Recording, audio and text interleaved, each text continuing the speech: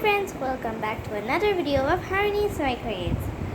So today I'm going to be doing a very special drawing because tomorrow is the final day of fourth standard, which means that tomorrow is the final annual exam, and after that will be 2 months holiday, and then I'll go to 5th grade, which is kind of cool, seeing that I thought the entire journey would be really slow, but nope, it's really fast. And I'm off to 5th grade in no time. So I'm going to be doing a very special drawing for my teacher. Her name is Yuvarani.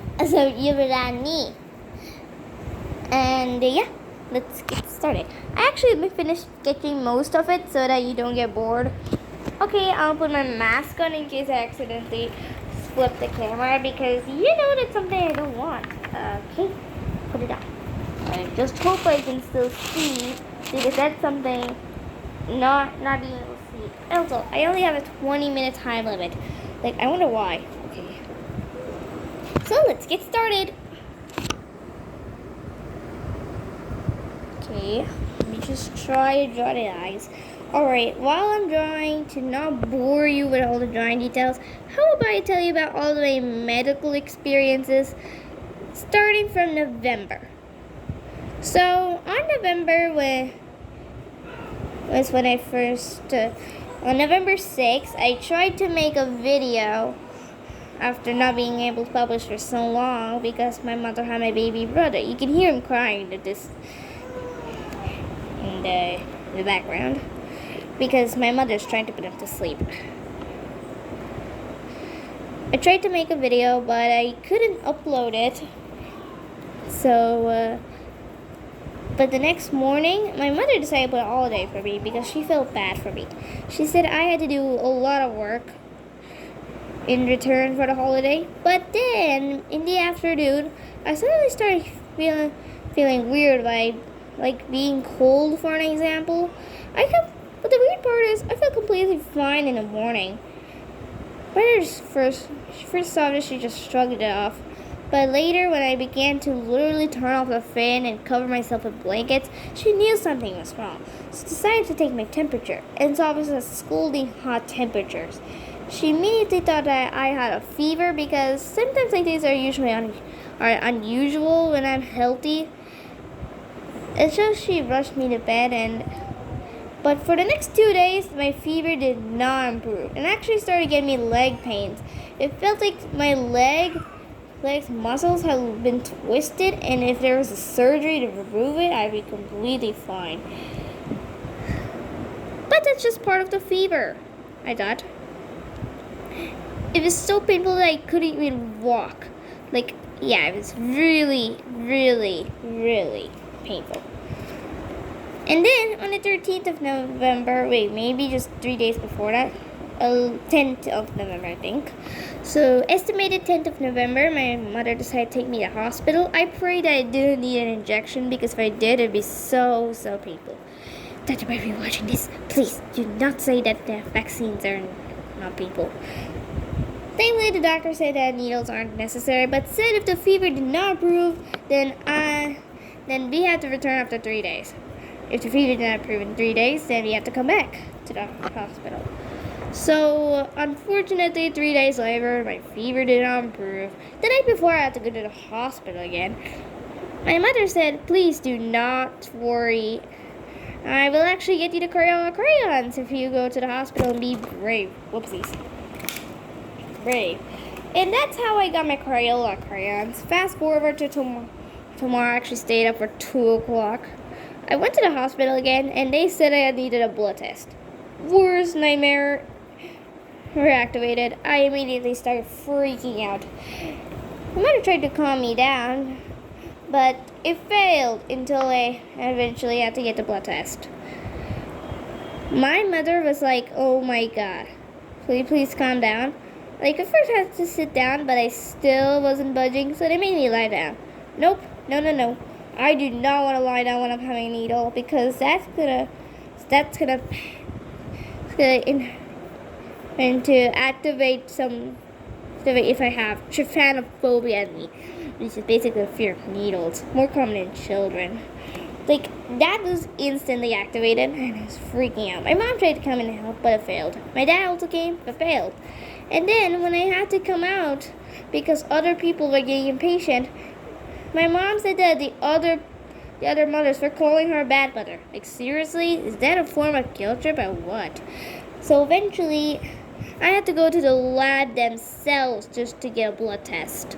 It actually made me sit down in a pretty comfortable chair, which is something I want. The video limit is only 20 minutes long. I hope I can just finish this. So after that, so after getting a blood test, I felt brave because I thought that was the end of my ordeal, but I was completely wrong. Just a few hours later, they said I might actually have either dengue fever or typhoid fever, and said I had to get admitted into the hospital. Great, something I've never experienced before. I needed an IV. No injections, that's it. But seriously, what is the pain of having an IV stick into your hand? Well, that's something I'll figure out later. Panicking when my parents said, "Oh no, please don't worry, I'll be there for your entire ordeal." So we eventually got home, packed up a few snacks. My mother attempted to feed me mixed rice, like blended rice, mashed rice, but nope, no. I am not my baby brother who always eats mashed rice. No. I am not a baby with no teeth. I can eat normal rice. So eventually we returned to the hospital to get my IV, and when it was time, I was actually really scared because they made me lie down. I was so scared that I decided to get my mother. I will only get the IV when my mother returned. After a while, my mom returned and said, "Oh, it's actually way comfortabler if you get the injection, if you get the IV stick into your needle into your hand if you're lying down." I was like, what the flip? do you not understand my persistence? But eventually I got my IV in, and I was straight up to a ward. But that was just the beginning of my entire nightmare. Well, it's still the first day. I was about to get my glucose, but then a nurse came in with a needle and a Sharpie, whatever that was. So they had to do an allergy test first to make sure I wasn't allergic to the glucose or anything. Like, wait, what? That needle? And the worst part is she injected it straight into my nerve. Like, seriously, the nerve is the one that senses the pain. If you're going to inject it into the pain sensor itself, can you imagine how excruciating pain that would be? Well, I inevitably ended up screaming while they were giving me the injection. But eventually, they just marked the place where I got the injection with that Sharpie I was talking about. Like, I was pissed off because 20 minutes passed and no weird bumps appeared on my hands, which indicated that I did not have an allergic. I was not allergic to the glucose. Like, seriously, dude, if only they knew that earlier, then they wouldn't have to stick a very painful needle into me. Like, seriously, do you think that's fair, bro? To all the children that suffered in these hospitals? Okay, anyways. And yeah, I stayed there for a total of 4 days. Like, seriously, 4 days of internal nightmares. So after 4 days passed, on the second day of my nightmare, they had to do another blood test on me to check if my red blood cell count was correct, because the first blood test showed it was low. I forgot to mention this, but on the first day, shortly after getting my blood test, I also went to get a lung scan because check and if I had pneumonia or something. Pneumonia or something? I have no idea how to word. Pneumonia. Alright. They saw an excess of mucus in my lungs. Also, my red blood cell amount was really low, which probably signaled, I don't know what the hell is that called. Okay, I'll talk about it later. So yeah, after that, they just make second blood test to make sure my blood cell count was back to normal. It was back to normal. Like, seriously, yet again, my mother did not obey my circumstances. Yet again, making me have the blood test, like, while lying down. Seriously, Mom? You really thought disobeying my preferences would be okay? Nope. Alright, so that was the end of my like needles nightmare.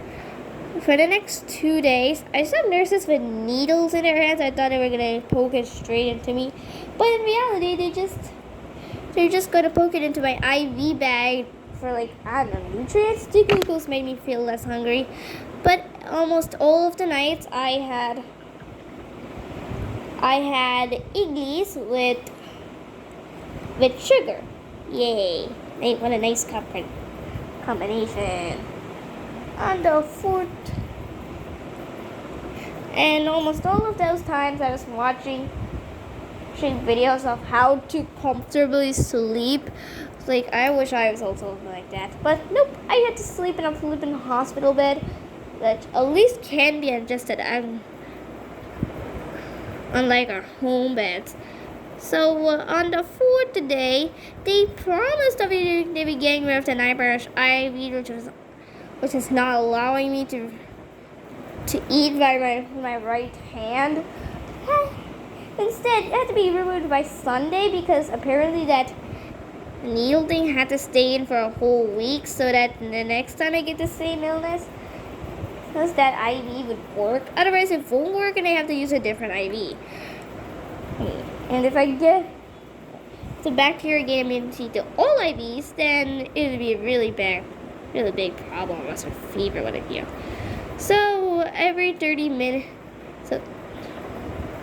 so for 30 minutes in the morning and evenings, I was experiencing this gruesome nightmare of having to stay in this room with my IV. Totally satisfying when the nurse injected the needleless syringe into my IV hole, which is basically just the hole that led to my, okay, this is a scar right here, which led to my scar, to where the IV was first injected. After that, it felt like very satisfying as it entered my bloodstream. Eventually, after three unnecessary, maybe it's not unnecessary, but 3 whole gruesome days of being there, they finally got rid of the nightmarish item. But before they did that, it was really itching for every skin part that was miraculously exposed. Exposed just before they got rid of it. Like, there's this tiny peel right here, that one of those IV things. They had a peel on it, which allowed me to scratch that part because it hadn't touched air for a whole goddamn week. So because of that, it was now giving a weird reaction every time it touched air. Like, dude, it's what it's called, trying to adjust to the old circumstances after being entirely for circumstance for 1 week. Like, dude, what the flip? Okay. Eventually, after all that, I was finally able to move my right hand freely, but it was a huge nightmare for all of my fingers that hadn't touched. All of my parts of my hand that wasn't exposed to all the air in like 1 week. It obviously developed an annoying reaction. But my dad said not to scratch it. Seriously, dude? And when I got home, Katana surprised me with some ice cream rubbers, and that's the story of my November nightmare. Cool, right? Well, guess what? I have another in store for you. But thankfully, I didn't have to be admitted in the hospital for this one. One Wednesday on February, I was going on a trip to Vizianagaram, a place where it's supposed to be full of plastic drawing. But nope, what I got instead was an AR. I will talk about that. I'll tell you the operation when this video is about to be over soon. So, yeah. Just as I'm preparing in the shower, I suddenly had a weird feeling that I had to sit down or else I would throw up.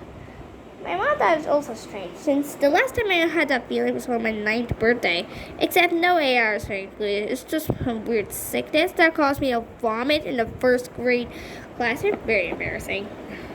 Because every single teacher, every student was watching me because it was my birthday at that time.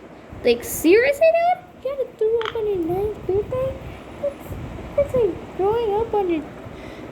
It's the same as throwing up on your 40th birthday. Okay, like...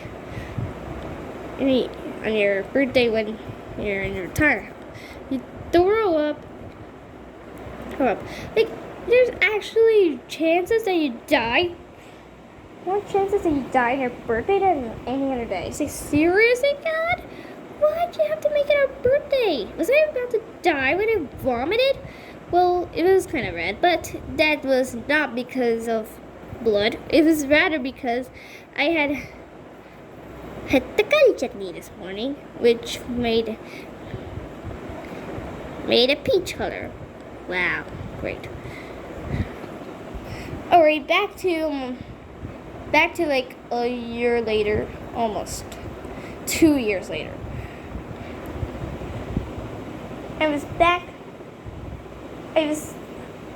Unfortunately, this thing didn't go on. Actually, the night before, my body was really, really gruesomely itching for like no known reason. Why was it itching? I wondered. Like, seriously, dude? Is it because I was exposed to mosquitoes, alright? See that O negative blood spit in the most? Okay. So, yep. I thought of that at first, but then it made the gruesome reality. It got so bad I couldn't even sit anymore. I had to literally lie down just to prevent myself from throwing up.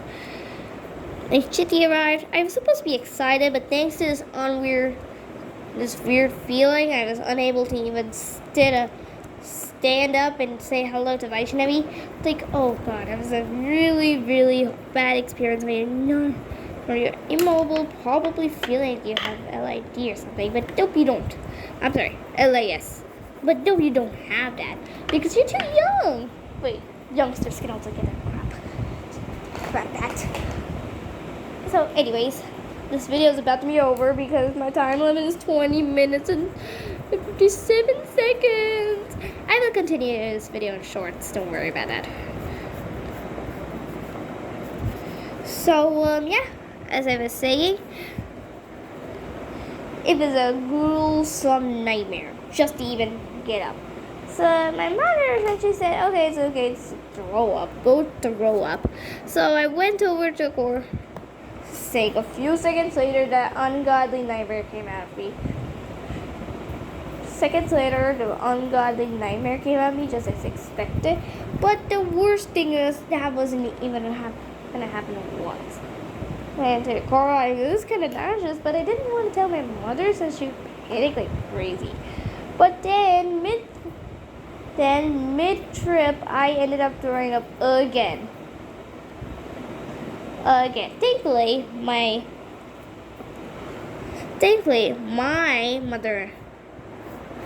mother's sister-in-law had 3 plastic bags full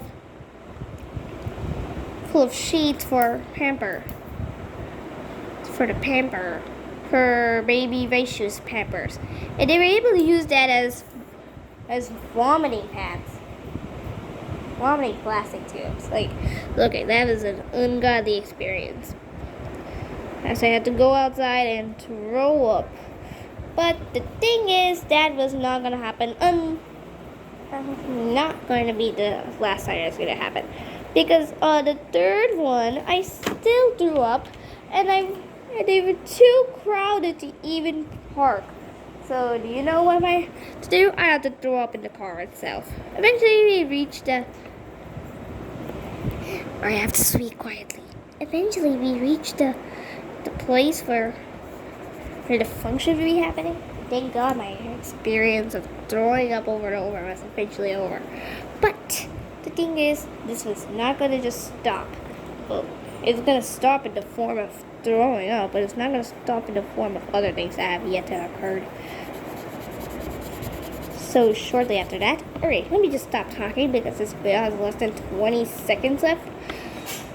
So I just wanted to thank you for all those 163 people who have still not unsubscribed from me. And if you like my content and the way I drew my teacher, give this video a like and subscribe. And I will see you very, very soon in the form of shorts.